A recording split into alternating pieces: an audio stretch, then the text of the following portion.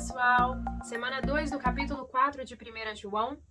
E não sei como tem sido essa experiência para você, mas para mim tem sido maravilhoso rever todos esses assuntos, todos esses temas que João traz para a gente. São coisas tão práticas e nós podemos mergulhar em todos esses contrastes que ele faz entre aquele que fala a verdade, aquele que fala a mentira, aquele que é filho de Deus, aquele que é filho do diabo, as obras de Deus versus as obras de Satanás, quem anda na luz e quem anda nas trevas. São tantas coisas para a gente refletir e para a gente buscar maior intimidade, viver uma vida que reflete verdadeiramente a glória do Senhor. Então, tem sido maravilhoso para mim. Eu espero que você tenha realmente, por todas essas semanas, esteja aprendendo, esteja compartilhando com outro as verdades que você tem aprendido. A gente gosta tanto de conversar sobre assuntos em comuns com outras pessoas, né? Quando a gente vai em alguma reunião de família, sempre tem ali o grupo que gosta de conversar sobre esportes, o grupo das mulheres que gostam de conversar sobre cozinha, o grupo das mães que gostam de conversar sobre a educação de filhos, os homens que gostam de conversar sobre carros. Então, nós, independente de qualquer um desses grupos, eu espero que você esteja sempre no grupo que gosta de conversar sobre Jesus, que gosta de conversar sobre a palavra de Deus, aspectos que você tem aprendido, atitudes novas, hábitos novos que você tem desenvolvido. E eu espero que você esteja compartilhando isso, porque, olha, não esqueça que você é um missionário. Aonde você está, no meio dos seus vizinhos, seus familiares, seus amigos, seus colegas de escola, seus companheiros de trabalho, você é um missionário e cabe a você compartilhar com os outros a mensagem da salvação.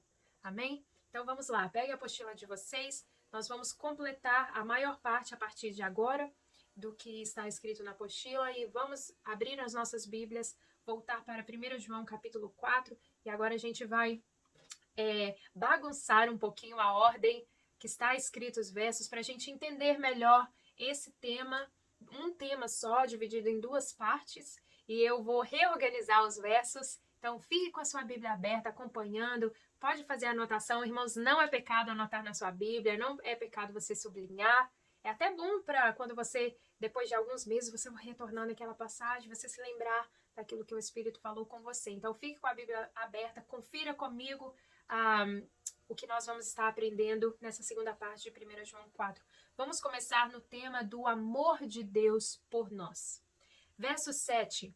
Amados, amemos uns aos outros. Aquele que ama é nascido de Deus e conhece a Deus.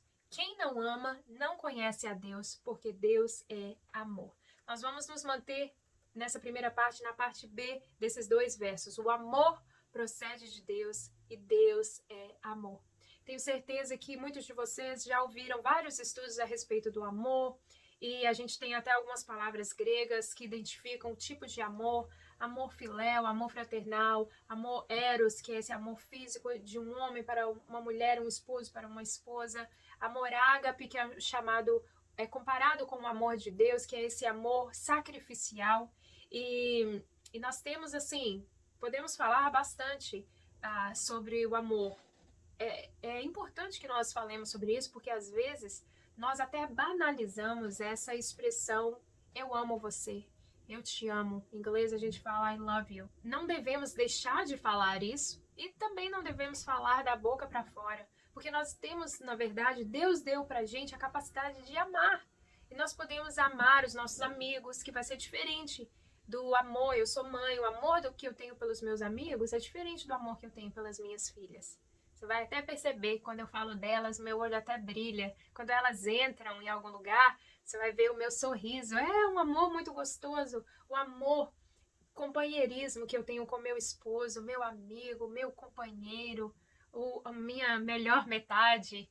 Então, existem vários tipos de amor. O amor comunitário que a gente sente. Como foi emocionante para mim retornar aos cultos presenciais depois de meses sem ver os nossos irmãos. É esse amor comunidade, esse amor família, vamos assim, de família cristã. Então, nós experimentamos tudo isso. Imagine, é tão complexo nós conhecermos o amor e essa palavrinha, uma palavra só, ela está 100% conectada à pessoa de Deus, porque o amor procede de Deus e Deus é amor.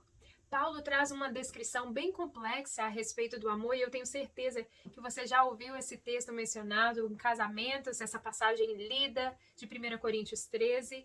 Mas eu queria que você pensasse, se Deus é amor, e 1 Coríntios 13 fala a respeito do amor, eu queria reler essa passagem. Queria que você colocasse um pouquinho de lado o que você já ouviu a respeito do amor entre um homem e uma mulher e você pensasse em Deus como sendo a personificação do amor. Então, Paulo compartilha que ele é paciente, ele é bondoso, ele não inveja, ele não se vangloria, ele não se orgulha, ele não maltrata, não procura seus interesses, ele não se ira facilmente, não guarda rancor. Ele não se alegra com a injustiça, mas se alegra com a verdade. Ele tudo sofre, tudo crê, tudo espera, tudo suporta. Ele nunca perece. Temos ou não temos um Deus maravilhoso? Não são verdades tão acessíveis a respeito de Deus? Deus, a palavra de Deus diz que ele se tarda em irar. Já pensou se Deus se irasse com a gente toda vez que nós pecamos? Ele se separasse de nós? Aqui diz que ele, que é o amor, ele tudo sofre. O amor sofreu, foi até a cruz, foi machucado, foi vertido. E ali, ele deu a sua vida para que eu e você pudéssemos ser salvos. Até ali na cruz, Jesus olhou para um pecador e falou, estendeu salvação para ele e disse, hoje mesmo você estará ali, você estará comigo no paraíso. Até na cruz, Jesus olhou para aquela multidão que havia gritado para que ele fosse crucificado, e ele orou, dizendo, Pai, perdoa, porque eles não sabem o que fazem. Esse é o verdadeiro amor. E a minha oração é para que nós possamos conhecer esse amor e conhecer essa pessoa, esse ser que é o Criador do amor todos os dias, mais e mais, e que nós possamos refletir esse amor. Então fica aí uma dica para você, se algum dia alguém te perguntar, mas você se diz crente, você agora vai na igreja, quem é Deus? Como você consegue explicar Deus? Fala aí, quem é, em poucas palavras, me apresente o seu Deus. Então você pode abrir a sua Bíblia em 1 Coríntios 13 e colocar ali, se Deus é amor, você pode colocar o nome do Senhor e trazer essa lista de qualificações, de características maravilhosas, superiores, extraordinárias a respeito do Deus que nós conhecemos, o Deus que nós servimos, o Deus do amor. Então, complete na apostila de vocês. O amor procede de Deus e Deus é amor. Vamos lá, ainda dentro desse tema, verso 9. Foi assim que Deus manifestou o seu amor entre nós. Enviou o seu Filho unigênito ao mundo para que pudéssemos viver por meio dele. Nisto consiste o amor, não em que nós tenhamos amado a Deus, mas em que ele nos amou e enviou o seu Filho como propiciação pelos nossos pecados. Em aulas anteriores, nós falamos um pouquinho sobre o amor-atitude. Quem se lembra desse amor? O que é o amor-atitude? É um amor que vai além de palavras, além de sentimentos. É um amor que é demonstrado através das ações. Nós vivemos em família e nós nos amamos, mas de vez em quando, né, a gente não gosta um do outro, não é mesmo? E agora que nós estamos muito juntos, vira e mexe, eu compartilho com alguma família que está passando por conflitos, por esses momentos, assim, que naquele momento não gostam um do outro. Mas o que acontece em família? O amor é maior, o amor é mais forte do que pequenas situações. E aí nós conhecemos através disso o amor, a atitude, que é o amor que Deus demonstrou para conosco. Veja, foi assim que Deus manifestou o seu amor entre nós. Ele enviou o seu Filho unigênito ao mundo. Será que nós merecíamos receber o Filho de Deus como presente? Já pensou nisso? O tamanho do presente que Deus deu à humanidade no primeiro Natal? A gente gosta tanto do Natal, né? Gostamos, tem gente que gosta de presentear, tem gente que gosta de receber presentes, mas naquele primeiro Natal, Deus foi a pessoa que deu o maior presente. Ele deu o seu próprio Filho. Será que merecemos esse amor? Claro que não, mas ainda assim, Deus nos deu. Por que Deus fez isso? João responde, para que pudéssemos viver por meio dele. Sabe, irmãos, às vezes a gente acha que a gente faz tanto por Deus, né? Deus pede renúncia, a gente tem que negar a si mesmo. Eu cortei a minha amizade essa pessoa, porque era muito mudando, era uma pessoa que estava mexendo com a minha cabeça. Viu, Deus, o que eu fiz? Tá? Anota aí o que eu fiz por você. Ou às vezes a gente vai à igreja mais do que uma vez por semana, né? E a gente não fala, mas a gente tem esse às vezes, todos nós passamos por isso, que a gente, parece estar quase fazendo um favor ao Senhor, ou você oferta do seu tempo, do seu talento, ou oferta financeiramente mesmo, e fica aquele sentimento, né? Quase que Deus precisa de te agradecer, de me agradecer pelo que nós estamos fazendo. Mas, irmãos, a verdade é que tudo que nós fazemos ao Senhor deve ser um fruto de gratidão, não para pagar, mas apenas para honrar e falar: Deus, eu reconheço o que o Senhor fez por mim. Eu reconheço o que o Senhor fez por nós, que o Senhor deu seu Filho para nos salvar. Por isso, João fala essa verdade no verso 10, que nisso consiste o amor, não em que nós tenhamos amado a Deus, mas em que Ele nos amou e enviou o seu Filho como propiciação pelos nossos pecados. Quem de nós tem o poder de viver sem pecar? Ou quem de nós tem o poder para perdoar os próprios pecados? Ou os pecados de outras pessoas? Sabe? Pecado sem perdão resulta em morte espiritual. Então, quando nós precisamos nos lembrar disso todas as manhãs, quando começamos o nosso dia, Deus, obrigada. Eu estou aqui, eu estou vivendo não apenas essa vida física, mas eu estou aqui. A tua misericórdia se renovou essa manhã. É isso que a palavra de Deus diz ali, através de Jeremias, no livro de Lamentações. Obrigada. Hoje eu posso ter o perdão do Senhor a qualquer momento, quando eu confessar e me arrepender. Por quê? Porque o amor consiste no fato de Deus ter nos amado. O amor consiste no fato de Deus ter enviado seu Filho. O amor consiste no sangue do Filho de Deus que nos limpa de todos os nossos pecados. Nisso sim consiste o amor, não em que nós tenhamos amado a Deus. O nosso amor, o nosso serviço, nossos momentos de renúncia, nossas ofertas são apenas de gestos. Devem ser gestos de gratidão pelo que o Senhor fez por nós. Eu espero que essa seja a verdade que reina no seu e no meu coração. Então, complete na sua apostila. Este é o maior sinal de amor. Deus enviou o seu Filho porque Ele nos amou. Jesus foi o sacrifício pelos nossos pecados. Vamos lá, agora nós vamos para o verso 14. Falei que a gente ia passear um pouquinho. E vimos e testemunhamos que o Pai enviou o seu Filho para ser o Salvador do mundo. Verso 16. Assim conhecemos o amor que Deus tem por nós e confiamos nesse amor. Mais uma vez, essa definição a respeito de Deus. Deus é amor. Verso 18. No amor não há medo. Ao contrário, o perfeito amor expulsa o medo, porque o medo supõe castigo. Aquele que tem medo não está aperfeiçoado no amor. Nós amamos porque Ele nos amou primeiro. Então, vamos lá que nós passeamos aqui em alguns versos, pulando umas partezinhas. Vamos ver algumas conclusões, ou podemos dizer algumas verdades, terminando esse tema a respeito do amor de Deus. Por amor, Deus escolheu enviar Jesus para salvar a humanidade. Outra verdade. Quando conhecemos e aceitamos o amor de Deus, aprendemos a confiar nesse amor. Por quê? Porque é um amor verdadeiro, é um amor sacrificial, é um amor que nós não merecíamos, mas recebemos, onde Ele veio e ofereceu a sua vida por nós. O amor de Deus é perfeito e esse amor, ele expulsa todo medo. Hoje em dia nós vemos uma geração cheia de medo, né? Medo. Muitos desses jovens e adolescentes nasceram no meio de ataques terroristas, nasceram no meio de bombas, no meio de escolas, agora estão vivendo no meio de uma pandemia. Então, muitas vezes é uma geração que é controlada pelo medo.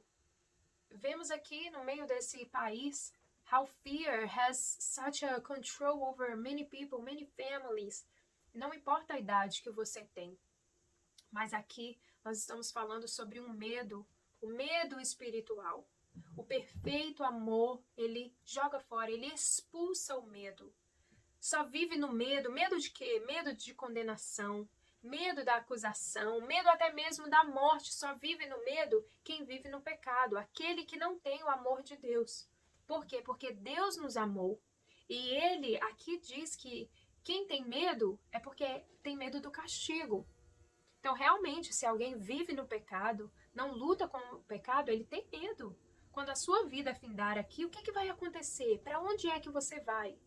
Mas o perfeito amor, aquele que recebe o perfeito amor, ele abre mão, ele expulsa o medo, porque ele não é salvo pelas coisas boas que ele faz. Mesmo que o cristão, ele deve viver amor e atitude para com Deus e para com o seu próximo. Mas ele sabe que não é pelos seus bons atos que ele é salvo, mas ele é salvo porque Cristo se fez propiciação, ele se fez sacrifício pelos nossos pecados para que nós pudéssemos ser perdoados. Então veja que verdade maravilhosa, ele nos amou primeiro, ele te amou antes mesmo de você existir. Salmo 139, nós já limos isso em outras aulas, diz que o Senhor te criou de forma admirável. Ele te amou e enviou o seu Filho para te dar vida, para você ter esperança, para você ter perdão, para você ter paz. Nada de medo, viu, galera? Temor, sim, nós devemos ter temor de Deus, mas medo, não. Aprenda a conhecer e a confiar no amor de Deus. Amém? Complete na apostila de vocês. Quem tem o amor de Deus não precisa ter medo. Tá? Não, lembra que não estamos estudando na ordem cronológica aí dos versos, que os versos foram escritos, tá? Então, ache na apostila de vocês e complete. Quem tem o amor de Deus não precisa ter medo. Então, vamos lá. Agora nós vamos ver a segunda parte do mesmo tema. Nós vimos o amor de Deus por nós. E agora vamos ver o amor de Deus através de nós. Chegamos na parte onde nós compartilhamos o amor de Deus aos outros.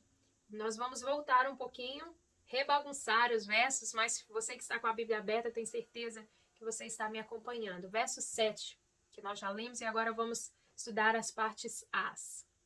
Amados, amemos uns aos outros, pois o amor procede de Deus. Aquele que ama é nascido de Deus e conhece a Deus. Quem não ama não conhece a Deus, porque Deus é amor. Então vamos lá. Essa é a parte prática para nós. Uma vez que recebemos o amor de Deus, precisamos compartilhar esse amor. Com quem, você pergunta? Com quem vamos compartilhar? Com os irmãos da mesma fé? Com os nossos familiares? Com os nossos próximos? A resposta é com todos. Conhecidos, estranhos, pessoas próximas a você, pessoas distantes. Todos precisam receber o amor de Deus através de nós. Não é isso que João falou?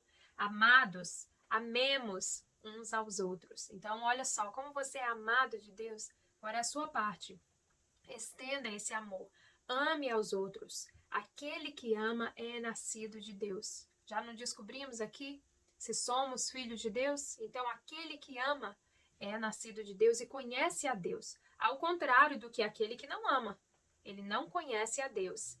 Então, vamos lá. Vamos falar do amor à atitude. Não apenas baseado em palavras ou baseados em sentimentos. Recentemente, eu fiz com os adolescentes um desafio no tema do Dia de Ação de Graças, que esse país comemora todos os anos em novembro.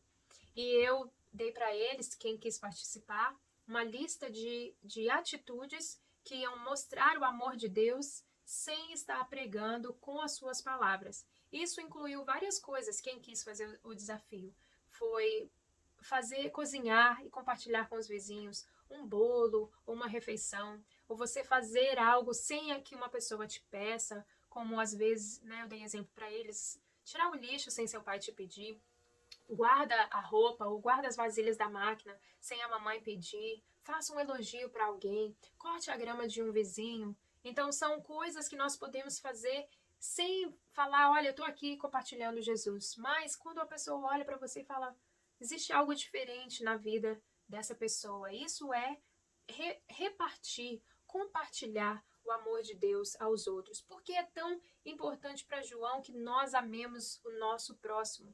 Sua resposta está no verso 12. Amados, visto que Deus assim nos amou, nós também devemos amar uns aos outros. Ninguém jamais viu a Deus. Se amarmos uns aos outros, Deus permanece em nós e o seu amor está aperfeiçoado em nós. Você deseja ser aperfeiçoado? Sabe o que essa palavra significa? Significa o processo de se tornar perfeito. Claro que nenhum de nós é perfeito, mas é bacana pensar nisso, que nós podemos entrar no processo de caminhar em direção à perfeição. Então, João está te perguntando isso. Você deseja ser aperfeiçoado? Seja aperfeiçoado no amor, praticando o amor, amando ao próximo. Porque quem deseja ser aperfeiçoado no amor do Senhor, ele estende esse amor aos outros. Olha, João diz isso. Nós não conseguimos ver a Deus com os nossos olhos físicos, não conseguimos tocá-lo com as nossas mãos, mas conseguimos tocar os outros. Claro que agora, no tempo de pandemia, a gente não está tocando fisicamente, mas podemos tocar os outros com a nossa atitude, com as nossas ações, podemos abençoar outras pessoas. E quando nós estamos fazendo isso, estamos fazendo para o Senhor. Tem uma passagem muito bacana que Jesus compartilhou ali no livro de Mateus, no capítulo 25, e eu gostaria de ler essa passagem com você a partir do verso 31. Veja o que Jesus diz. Quando o Filho do Homem vier em sua glória com todos os anjos, assentar-se-á em seu trono na glória celestial. Verso 34. Então o rei dirá aos que estiverem à sua direita: Venham, benditos de meu Pai. Recebam como herança o reino que lhes foi preparado desde a criação do mundo. Pois eu tive fome, e vocês me deram de comer. Tive sede, e vocês me deram de beber. Fui estrangeiro, e vocês me acolheram. Necessitei de roupas, e vocês me vestiram. Estive enfermo, e vocês cuidaram de mim. Estive preso, e vocês me visitaram. Então os justos lhe responderão: Senhor, quando te vimos com fome e te demos de comer? Ou com sede e te demos de beber? Quando te vimos como estrangeiro e te acolhemos? Ou necessitado de roupas e te vestimos? Quando te vimos enfermo ou preso e fomos te visitar? O rei responderá: Digo-lhes a verdade, o que vocês fizeram a algum dos meus menores irmãos, a mim o fizeram.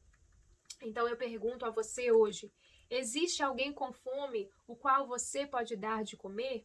E eu não estou falando apenas da comida física, de uma compra no supermercado ou de uma refeição.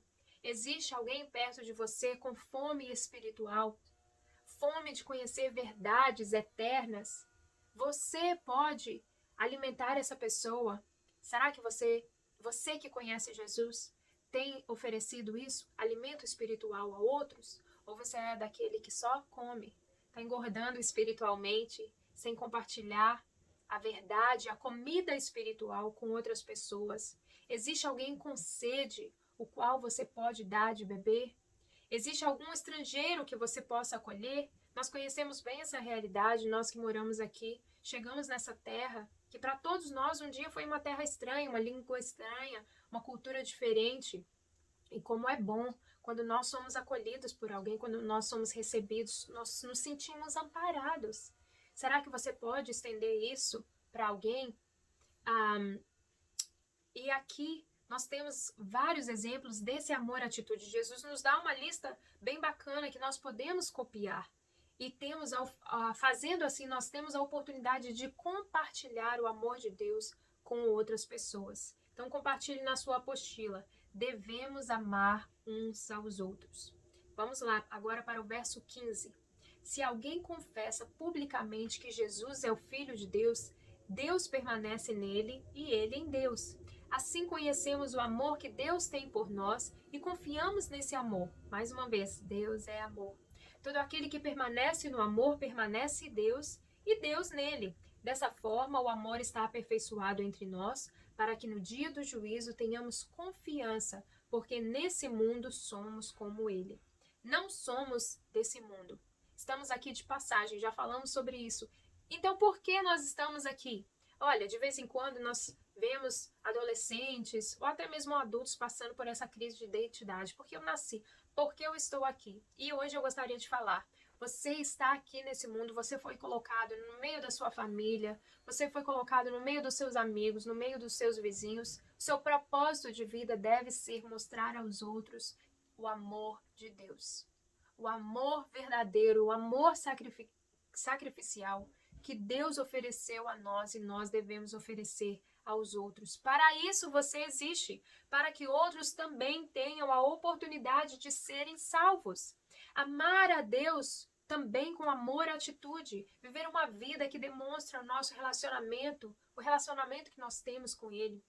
Sabe, irmãos, cada vez mais nós temos visto, nós temos nos tornado uma geração fria, uma geração que mal abre a boca para cantar, mal levanta os braços para adorar, mal abre os seus lábios para orar, para confessar, mal tem o tempo para estudar a palavra de Deus, e ainda assim nós dizemos que nós amamos a Deus. E aí, aqui, João está nos lembrando que amar a Deus também deve ser com amor, atitude. Viver uma vida que agrada, que mostra que temos um relacionamento com Ele. Sabe por que nós ainda batizamos? Porque o batismo, ele é o símbolo público do compromisso que você tem com Deus. Já pensou nisso? Talvez algumas pessoas estão fazendo essa classe porque desejam se batizar. Isso é uma atitude louvável.